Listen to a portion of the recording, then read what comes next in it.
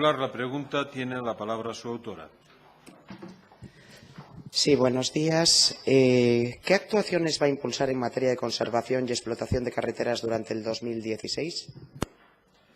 Gracias, señoría. Señora consejera, tiene la palabra. Sí, señor presidente. Señoría, pues a lo largo de este año, dentro de nuestras posibilidades presupuestarias, que como bien sabe son limitadas, estamos ya acometiendo y vamos a seguir acometiendo actuaciones de emergencias, de desbroces, de reparación de firmes, hundimientos, estabilización de taludes, labores de vigilancia y seguridad en túneles, señalizaciones verticales, marcas viales y todo ello en paralelo con avances en obras estratégicas que hemos promovido y que, lógicamente, absorben importantes anualidades presupuestarias por el hecho de que están en marcha. Me estoy refiriendo, por ejemplo, a los accesos al Luca, los accesos al parque empresarial, al PEPA en Avilés, o me estoy refiriendo también a otras actuaciones que trascienden lo que es la conservación ordinaria y que son respuesta a importantes demandas sociales, como es en el occidente la actuación relacionada con la mejora de la carretera de San Magán-Lagar,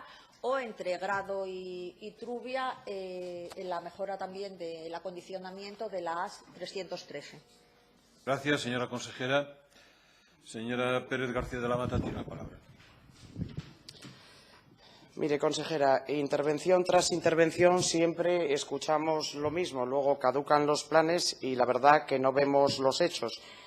La verdad, se lo he dicho más veces, pero se lo tengo que repetir hoy. Su gestión y la del Gobierno en cuanto a necesidades desatendidas en materia de conservación de carreteras es realmente vergonzante. Paralelamente, también denuncio su ineptitud, y lo digo con el mayor de los respetos por el caos que reina en su consejería, así como la del presidente. Digo el presidente porque es el máximo responsable que está permitiendo que esto suceda. La pasada legislatura tuvo que ser el Partido Popular el que presentó una moción para que presentasen el último plan de conservación, de reparación y mantenimiento, ya que de 2010 a 2014 no hubo planificación alguna. En el 2014 usted lo presentó, pero ni entonces ni hoy ha presentado nada que sea real. Tan solo presentó un documento de diagnóstico, pero no un plan de conservación y mantenimiento verdadero. Mire, señoría, ya no le creemos.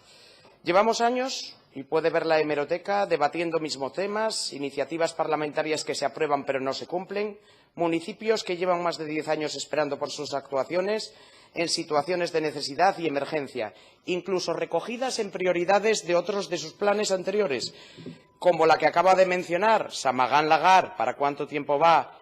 Caso Puerto de Tarna, por ejemplo.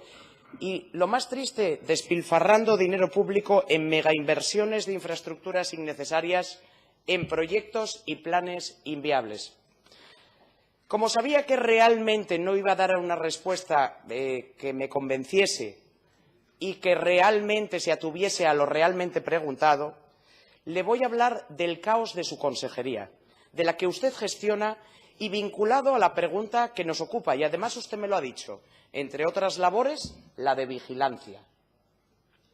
El Partido Popular quiere denunciar hoy aquí en esta Cámara que va a presentar una denuncia en la Inspección General de Servicios, esperando que funcionen los controles del Principado, por la connivencia del PSOE Izquierda Unida en perjuicio de los servicios públicos.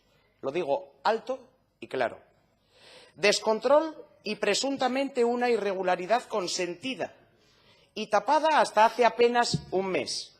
Un funcionario de su consejería, que vive en Llanera y cuyo trabajo es celador, vigilante, como usted bien dijo, de carreteras de la zona 8, concretamente Luarca-Vegadeo, actualmente alcalde de Izquierda Unida, ha cobrado desde hace 10 meses su sueldo íntegro de la consejería sin cumplir con sus obligaciones laborales y utilizando medios públicos, como es el vehículo, de la Administración para realizar su labor política. No solo por asistir a un pleno o una comisión, Hay fotos, ya se lo advierto para que no mienta después.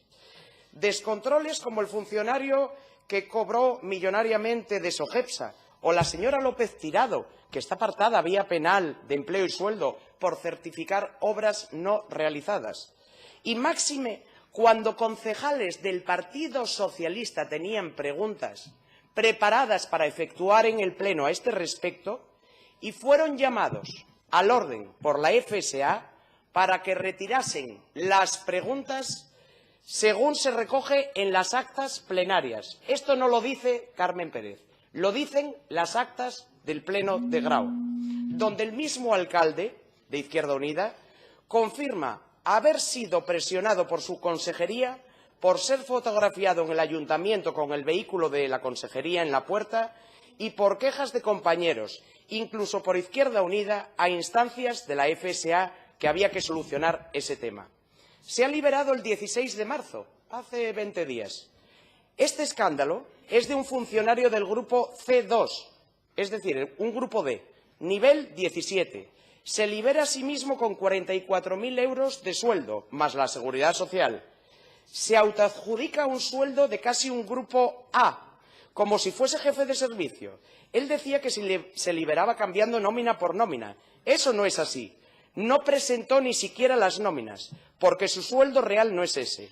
En su nómina incluyen horas y complementos extras, algo que no explicó en el Pleno.